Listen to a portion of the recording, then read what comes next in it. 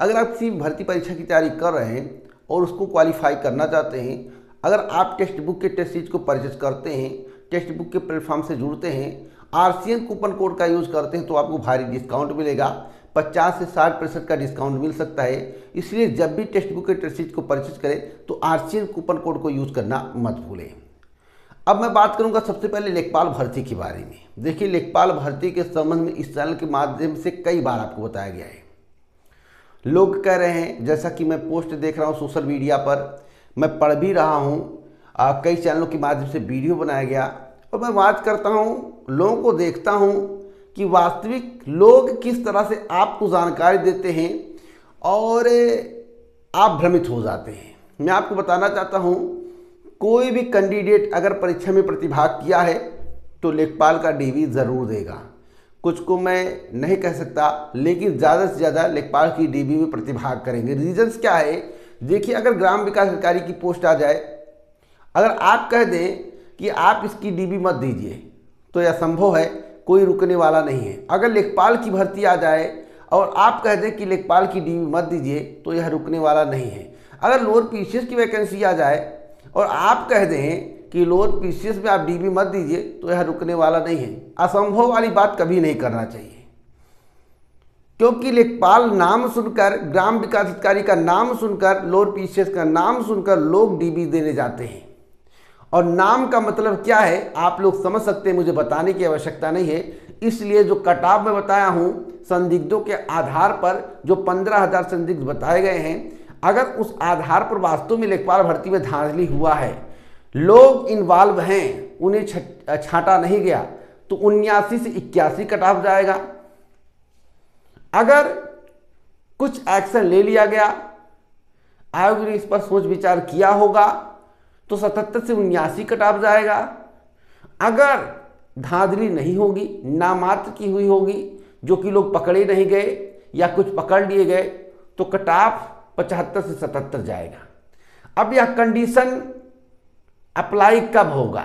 आप कैसे पता कर पाएंगे कि वास्तव में धांधली हुई है या नहीं, कितने लोग बाहर हुए? इस पर जो है आयोग को जानकारी देना चाहिए। मैं इस संबंध में कुछ नहीं बता पाऊंगा। जो स्पष्ट है वही मैं बताता हूं, उसके अलावा कुछ भी नहीं बताता हूं। हर भर्तियों का कटाव मैं बता देता हूं, लेकिन लेखपाल में जब से संदिग्ध वाला मामला आया है तब से कोई बताने को कुछ तैयार नहीं है। यहाँ तक आयोग के माध्यम से भी एक भी नोटिस नहीं जारी किया गया कि आखिरकार 15,000 संदिग्ध का जो मामला था उस पर क्या एक्शन लिया जा रहा है। एक भी नोटिस आपके पास हो तो बताना। तो आप बातों को समझ गए होंगे। 15 मार्च के बाद रिजल्ट आपके समक्ष होगा। बात करेंगे वन दरोगा भर्ती को लेकर। शॉर्ट लिस्ट के संबंध में मेरे द्वारा कमेंट के माध्यम से कई अभ्यर्थियों को जानकारी दी गई है कि शॉर्ट लिस्ट में देरी का कारण क्या है। देरी का मात्र एक कारण है, कई परिणाम तैयार थे, कई परिणाम को जारी कर दिया गया, जिसके कारण वन दरोगा की शॉर्ट लिस्ट में डिले किया जा रहा है।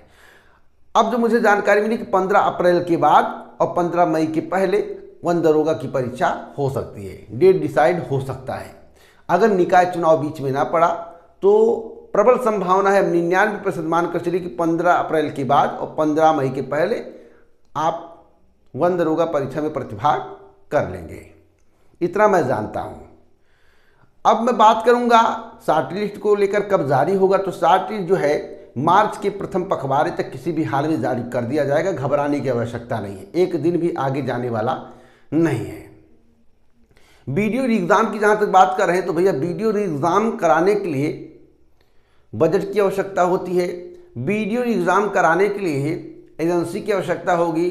तो आपको अभी कम से कम 1.5 से 2 महीने और इंतजार करना पड़ेगा।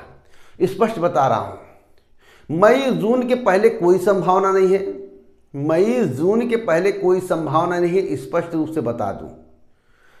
15 दिन, 20 दिन, 25 दिन अगर डिले हो जाएगा तो बड़ी बात नहीं है, क्योंकि एजेंसी के चयन में बजट शासन के निर्देश पर निर्भर करता है। अगर सब कुछ सही रहा, समयानुसार हो गया, तो जून माह तक आपकी परीक्षा हो जाएगी। नहीं तो परीक्षा में और डिले होने की संभावना दिख रही है। अब हम बात करेंगे यूपी PCS 2023 के नोटिफिकेशन को लेकर। जैसा कि लोगों के द्वारा कहा जा रहा कि आपने बताया था कि 18 से 21 के बीच में नोटिफिकेशन आ जाएगा। आपने बताया था कि फरवरी के सेकंड वीक में वैकल्पिक विषय पर निर्णय हो जाएगा। तो आप लोग जानते होंगे कि वैकल्पिक विषय पर निर्णय हो गया है, वैकल्पिक विषय को बाय बाय टाटा कर दिया गया है। यानी कि वैकल्पिक विषय के आड़ में जो स्केलिंग से छेड़छाड़ के आरोप लगते थे और जो सब्जेक्ट वाइज नंबर की बात की जाती थी, वह विवाद अब समाप्त हो चुका है। आपको मालूम होना चाहिए कि सेकेंड वीक 16 तारीख तक होता है, या माफी चाहता हूँ, सेकेंड वीक 14 तारीख तक होता है। 14 तारीख के कितने दिन बाद वैकल्पिक विषय पर निर्णय हुआ, तो आप उसमें कम से कम 5 ऐड कर दीजिए, 5 से 6 ऐड कर दीजिए। अब 6 हमने बोला था कि 18 से 21, तो 21 में 6 आपको ऐड करना है। तो इसका मतलब है कि नोटिफिकेशन उत्तर प्रदेश लोक सेवा आयोग के माध्यम से, तो आप मान कर चलिए कि 26 तारीख से लेकर 2 मार्च के बीच में आपको नोटिफिकेशन देखने को मिलेगा। जो बीच की तारीख है वह है 27 या 28 तारीख है। तो 27 या 28 तारीख तक आपको वेट करने की आवश्यकता है। यह महत्वपूर्ण तिथि है, इस तिथि को नोटिफिकेशन वेबसाइट पर दिख सकता है। बाकी 26 से 2 मार्च के बीच में कभी भी नोटिफिकेशन आपको उत्तर प्रदेश लोक सेवा आयोग की आधिकारिक वेबसाइट पर देखने को मिल जाएगा। हमने पहले भी आपको बताया है कि पद बहुत ज़्यादा पीसीएस में नहीं है, पद इंक्रीज होंगे, लेकिन प्रारंभिक परीक्षा परिणाम आने के पहले आपको अभी कुछ समय और वेट करना पड़ेगा पदों की एग्जैक्ट संख्या के बारे में जानने के लिए। बात समझ गए? अब इससे ज़्यादा मैं आपको नहीं समझाऊंगा, आप नोट कर लीजिए। तिथि जो बताया हूँ, जिस तरह से मैं आपको समझाया हूँ, उसे नोट कर लेना। अगर उस बीच में नोटिफिकेशन ना आए, पदों की संख्या कम ना रहे जितनी आप अपेक्षा कर रहे हैं, और प्रारंभिक परीक्षा परिणाम आते आते पद इंक्रीज ना हो, तब कहिएगा। उसके बाद एक भर्ती आपको और देखने को मिल सकती है, आरओ एआरओ की वैकेंसी। हमने कहा था कि पीसीएस का नोटिफिकेशन जब जारी हो जाएगा उससे 15 से 30 दिन बाद ही आरओ एआरओ की वैकेंसी देखने को मिलेगी। यानी कि 15 मार्च के बाद और 15 अप्रैल के पहले आपको आरओ एआरओ की नई वैकेंसी देखने को मिल सकती है, जो कि आपके लिए गुड न्यूज़ है। इसलिए इस पर भी आपको धैर्य बनाकर तैयारी करने की आवश्यकता है और वेट करने की आवश्यकता है। जो तारीख मैं आपको बता रहा हूँ उसे नोट करने की आवश्यकता है। हो सकता है 2-4 दिन डिले हो जाए, लेकिन इससे ज़्यादा डिले होने की संभावना नहीं है अगर सब कुछ ठीक रहा। तो कई भर्तियों के बारे में मैं आपको जानकारी दे रहा हूँ। अब बात करते हैं उत्तर प्रदेश अधिवक्ता सेवा चयन आयोग के माध्यम से आने वाली पॉपुलर भर्ती के बारे में, जिसमें पदों की संख्या अधिक रहेगी। कुछ ऐसी भर्तियां होंगी जिसमें परसेंटाइल कम जाएगा, यानी कि कम परसेंटाइल वाले भर्ती के लिए अप्लाई कर पाएंगे। कुछ ऐसी भर्तियां होंगी जिसमें 65 वाले भी अप्लाई नहीं कर पाएंगे, 70 और 75 का बोलबाला होगा। सबसे पहले मैं बात करूंगा एग्रीकल्चर टेक्निकल असिस्टेंट की। एग्रीकल्चर टेक्निकल असिस्टेंट में इतना कट ऑफ कम जाएगा जितना आप पाए होंगे, आप चिंता मत करिए। इसीलिए एग्रीकल्चर टेक्निकल असिस्टेंट के जितने भी विद्यार्थी हैं, प्रतियोगी छात्र हैं, तैयारी करते रहें। गारंटेड है, मेहनत कर देंगे तो आपको एग्रीकल्चर टेक्निकल असिस्टेंट की नौकरी मिल जाएगी। उसके बाद केंद्र सुपरवाइजर की बात करेंगे। अगर आपके 20 से ज़्यादा नंबर होंगे, हो सकता है कटाव 20 और 40 के बीच में रहे, इसलिए जो है आपको भी तैयारी करने की आवश्यकता है। अगर आप पढ़ने वाले व्यक्ति हैं, पढ़ने वाले विद्यार्थी हैं, तो गारंटेड आपके 20 से ऊपर ही नंबर होंगे, 40 से थोड़ा बहुत कम होंगे। इससे कम होने की संभावना मुझे नहीं दिख रही, इसलिए आप केंद्र सुपरवाइजर भर्ती की भी तैयारी कर सकते हैं। बात करेंगे बीडीओ भर्ती कि बीडीओ अर्थात ग्राम विकास अधिकारी भर्ती। ग्राम विकास अधिकारी का नोटिफिकेशन भी आपको देखने को मिलेगा, लेकिन यह कंफर्म नहीं है कि एग्रीकल्चर टेक्निकल असिस्टेंट का पहले आएगा या ग्राम विकास अधिकारी का आएगा। अगर आप ग्राम विकास अधिकारी के लिए अप्लाई करेंगे तो ग्राम विकास अधिकारी का कटाव 65 के आसपास रहने की संभावना है, क्योंकि इसमें एग्रीकल्चर और साइंस वाले ही केवल अप्लाई करेंगे और आपको फिजिकल भी देना पड़ेगा। लेकिन अगर आप वहीं बीपीओ के लिए अप्लाई करते हैं तो मैं आपको बताना चाहता हूं बीपीओ का कटाव 68 से 70 या 71 भी जा सकता है।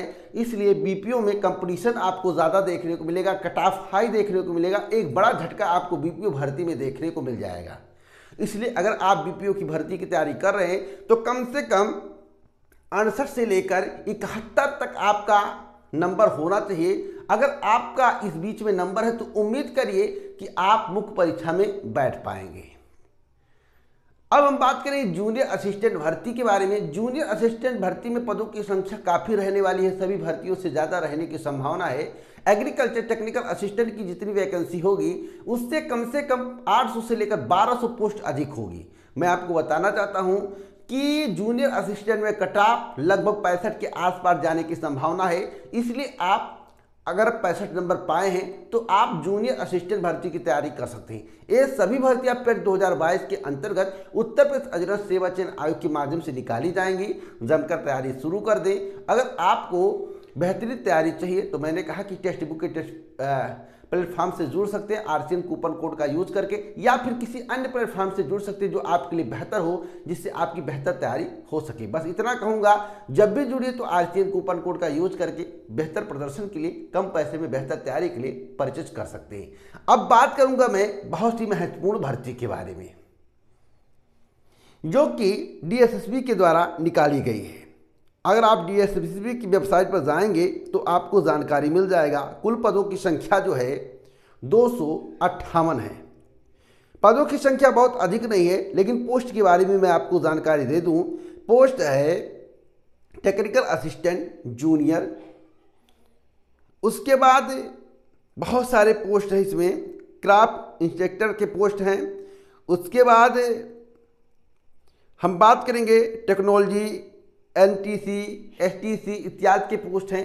तो मैं इतना कहूँगा, ज़्यादा बताने की आवश्यकता नहीं है। एज लिमिट की अगर हम बात करते हैं इसमें, तो एज लिमिट है 18 से 27 वर्ष, 18 मिनिमम, 27 मैक्सिमम।